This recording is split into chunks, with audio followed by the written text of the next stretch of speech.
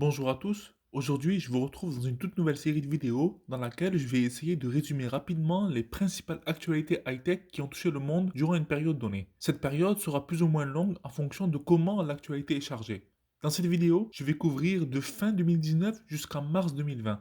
Le but de cette série de vidéos est d'être le plus rapide et le plus concis possible. Je vais donc afficher et laisser défiler un timer. Je ne devrais pas dépasser 2 minutes par actu. Aujourd'hui, on va parler d'Avast, de la Xbox Series X, du cloud gaming made in Nvidia et enfin de la conférence de Samsung.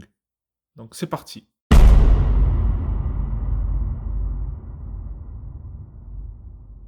C'est sans doute un des plus gros scandales de cette fin d'année 2019 dans le monde de l'high-tech.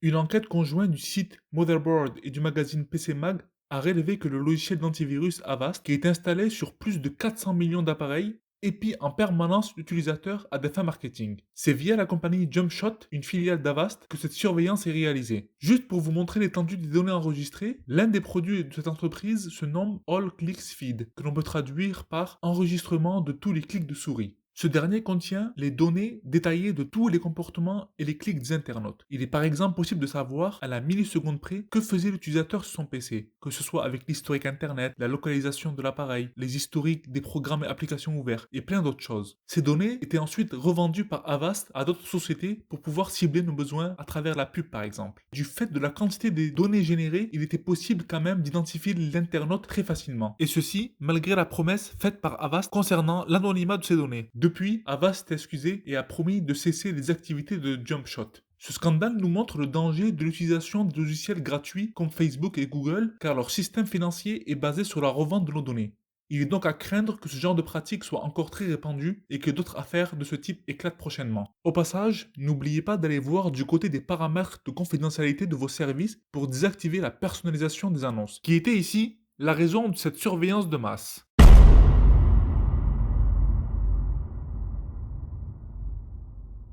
C'était lors de la cérémonie des Game Awards et à la surprise générale que Microsoft a dévoilé sa prochaine console, la Xbox Series X. Pour ceux qui ne le savent pas, le Game Awards est une soirée orientée jeux vidéo qui vient récompenser les meilleurs jeux de l'année. Mention spéciale pour le jeu Gris, qui est pour moi le meilleur jeu indé de l'année et qui a été récompensé pour le jeu le plus impactant de l'année 2019. Durant cette cérémonie, Microsoft a dévoilé le design qui personnellement me fait plus penser à une tour PC qu'une console. Mais pas de panique, on pourra quand même la placer à la verticale si on veut. Le fait qu'il y ait Series dans le nom indique clairement qu'il y en aura plusieurs, la version X étant sans doute la plus puissante. Justement, la Xbox Series X est prévue pour être 2 fois plus puissante que la nouvelle Xbox One X, qui est déjà la console la plus puissante du marché. Elle sera par exemple capable de faire tourner en continu du 4K 60 fps et peut monter jusqu'en 8K et 120 images par seconde. La console sera comme la One, c'est-à-dire rétrocompatible avec tous les jeux de la première Xbox jusqu'à la Xbox One en passant par la 360. Le SSD viendra remplacer les disques durs classiques pour ne plus avoir de temps de chargement. Elle va aussi avoir une puissance brute de 12 teraflops. Cette console est prévue pour fin 2020. Microsoft a aussi annoncé qu'il travaille avec 15 studios internes pour des titres exclusifs à la série X. On voit bien que Microsoft pousse énormément sur la future génération des consoles. C'est normal, parce que c'est un peu l'outsider. C'est la console qui s'est vendue le moins cette génération. Donc ils veulent pousser un peu le marché.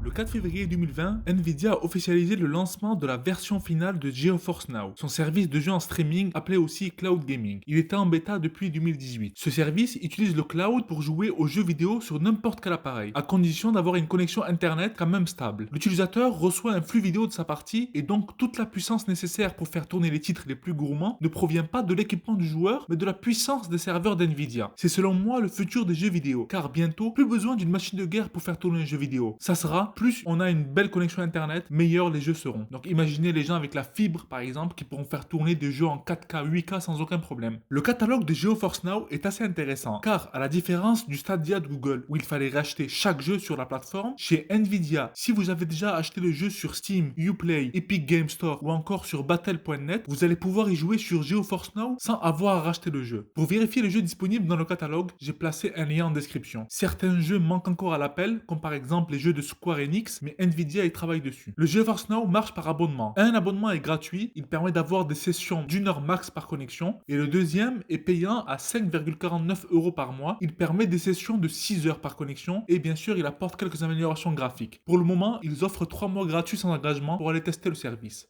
Nvidia vient ici attaquer de front Google avec Stadia, qui, on va pas se le mentir, a totalement raté son lancement. Entre les promesses non tenues, les mauvaises compatibilités et le prix, il va vraiment falloir que Google se rattrape. Microsoft est lui aussi de la partie et a commencé la bêta d'un service de cloud gaming baptisé xCloud. L'avantage principal qu'a Microsoft ici, c'est le Xbox Game Pass et ses centaines de jeux dispo. Ils ont d'ores et déjà annoncé que le xCloud sera intégré directement au Game Pass. Ça risque donc de faire un grand bruit au moment de la sortie officielle. Au passage, j'en profite pour rebondir sur une parole de Phil Spencer qui dit que ce ne sont plus Nintendo et Sony les concurrents de Microsoft, mais Amazon et Google. Les concurrents de l'époque sont peut-être les amis d'aujourd'hui.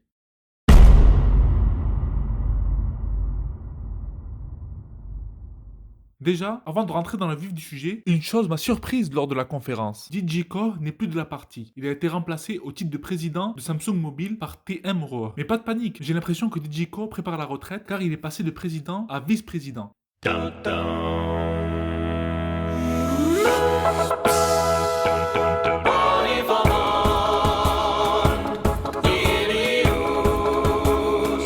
La conférence a commencé direct par la présentation du Galaxy Z Flip, la deuxième itération des téléphones pliables de Samsung. Au lieu d'avoir une tablette dans un format téléphone, c'est maintenant un téléphone qui se transforme en un petit cube. Donc le principal intérêt ici, c'est l'encombrement. Le téléphone ne prendra maintenant que la moitié de la place nécessaire à un smartphone classique. Il est déjà disponible en commerce pour 1500 €. Je vous mets toutes les caractéristiques à la fin sous forme d'un tableau. La nouvelle gamme de Galaxy S a aussi été présentée. Après le S10, place au S20. La plus grosse différence avec le S10 va se faire au niveau de l'écran qui a maintenant un taux de rafraîchissement de 120 Hz au lieu de 60 Hz et une bonne amélioration au niveau de la caméra. Notamment avec le zoom qui peut maintenant monter jusqu'en x3 sans perte de qualité au lieu de x2 et en x30 en numérique au lieu de x8. Et maintenant, au lieu d'annoncer une version moins chère comme l'an passé avec le S10e, ils ont dégainé un smartphone de tous les superlatifs, le S20 Ultra. Un smartphone avec un écran énorme, 6,9 pouces. La caméra principale aussi est améliorée, elle a maintenant 108 mégapixels. Et le zoom peut monter jusqu'en x10 sans perte et en x100 en numérique. Alors x100, ça n'a plus aucun sens. Je vois certaines personnes dire que le zoom x100 est inutile. Je trouve cet argument pas si vrai, car certes, si le x100 est de mauvaise qualité, mais ça veut dire que le x50 sera de bonne qualité par exemple. Et le x30, x10 sera des qualités exploitables. Ils ont aussi profité de la conférence pour mettre à jour les Galaxy Buds avec les Buds Plus, qui ont notamment une amélioration de la qualité audio avec plus de basse et une meilleure autonomie.